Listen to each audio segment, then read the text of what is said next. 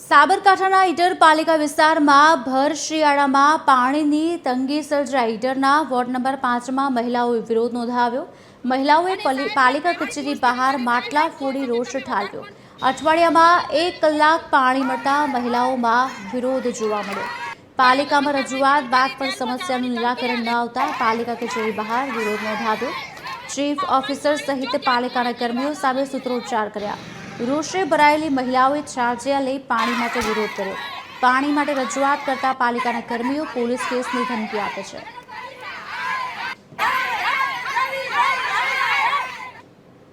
કાલ સાહેબ નગરપાલિકામાં આવ્યા હતા, જ્યારે સાહેબે એમ કીધું હતું કે આ સાહેબને ફોન કરજો તો પાણી છોડાઈએ, પણ એ સાહેબે અમને રિટર્નમાં જવાબ ના આપ્યો કે હું કાલ બીજા દાડે છોડાવાય પાણી। પણ એ સાહેબે સવારમાં ફોન કર્યો ત્યારે એમ કહે છે સાહેબ તો કે તમે વધારે ફોન કર્યા તો હું તમને જેલમાં મેકાઈ દઉં કે, અને અમને આજ 8 દિવસથી પાણી નથી આપતા અને વાયદા બતાવે છે પાણીના। આજ 8 દિવસથી પાણી વગર રખડીએ છીએ અમે।